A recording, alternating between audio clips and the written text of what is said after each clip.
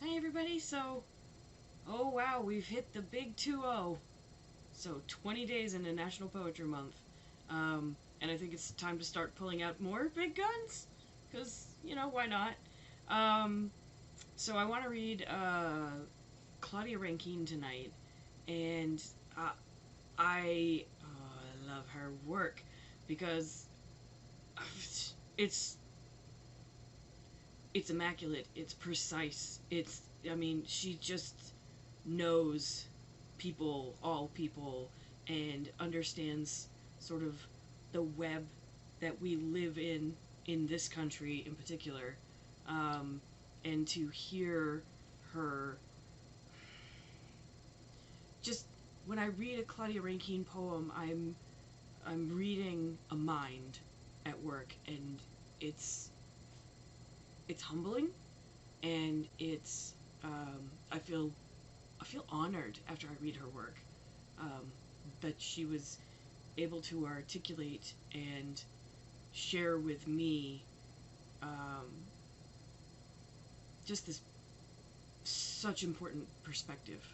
So the poem I'm going to read tonight is from Don't Let Me Be Lonely, um, which I just like, there's notes all over it. I love this book.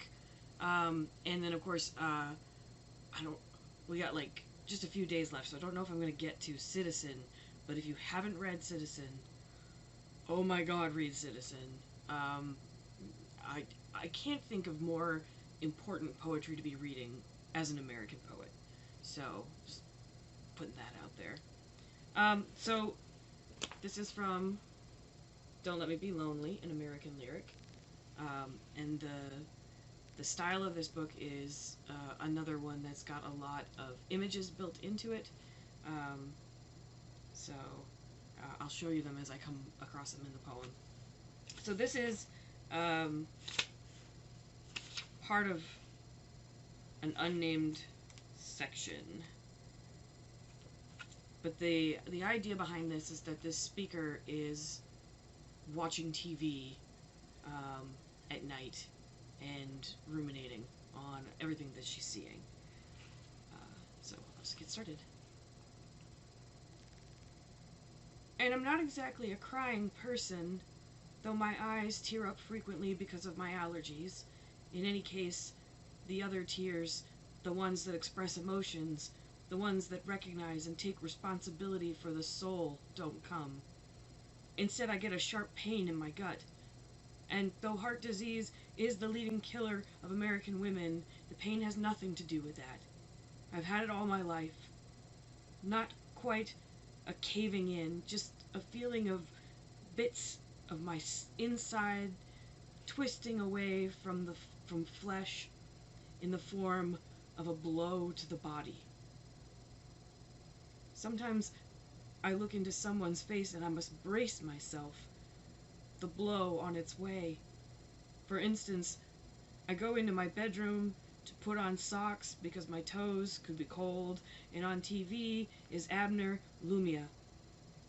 I hope what comes out of my case is change. What happened to me should not happen to any human being, to my children or anybody else's children. And then you can see there's the image right there. It's been 4 years since he was sodomized with a broken broomstick while in police custody. It was 2 months and 3 surgeries before he could leave the hospital. He has just agreed to a settlement with the city and the police union for $8.7 million. Lumia's lawyer, Johnny L. Cochran Jr., is standing next to him. Lumia looks okay. A reporter asks how it feels to be a rich man. Not rich, says Lumia. Lucky. Lucky to be alive. Instinctively, my hand braces my abdomen. And the other, all the shots, all 41, never add up, never become plural, and will not stay in the past. It felt wasteful to cry at the television set as Amadou Diallo's death was announced. This is Diallo. Sometimes I think it is sentimental, or excessive, or certainly not intellectual, or perhaps too naive, too self wounded to value each life like that, to feel loss to the point of being bent over each time. There is no innovating loss. It was never invented. It happened as something physical, something physically experienced. It is not something that I discusses, or it is not something that an I discusses socially. The Moe Mi Kim did say in the poem, or did say that the poem is really a responsibility to everyone in a social place. She did say it was okay to cramp, to clog, to fold over at the gut, to have to put a hand to flesh, to have to hold the pain, and then to translate it here. She did say, in so many words, that what alerts alters.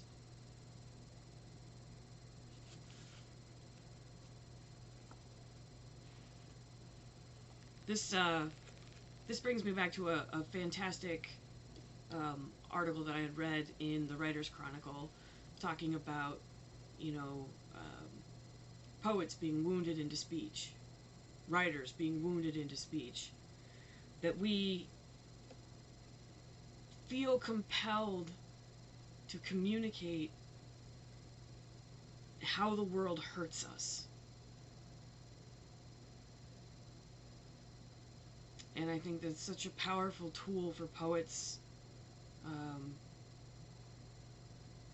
And you know, there's so many people that, you know, I don't like deep poetry. I don't like this or that. I don't like it when it's got a hidden meaning. You know, I don't think there was any hidden meaning in this poem. But there was a warning about responsibility for your fellow human being.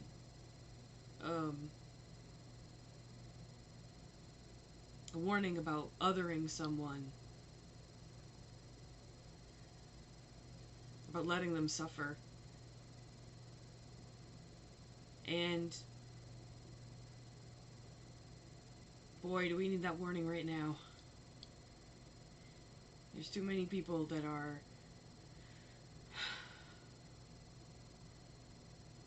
they're not thinking about their neighbors, their siblings, their parents.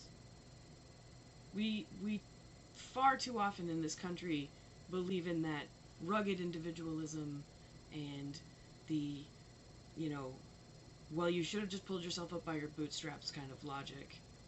And we don't think about, you know, the many ways that this is institutionalized.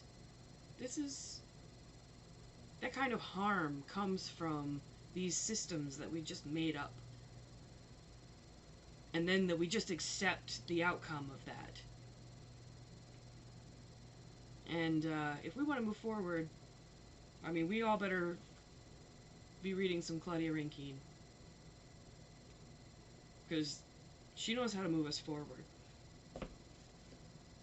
And that's the same for a lot of other writers who are, you know, I don't buy that don't get political. Poetry's not supposed to be political. That's BS. Everything's political. You exist, then you are a body of politics. So, anyway, my thought after a very busy Monday. Day 20 of National Poetry Month, guys. Have a good night.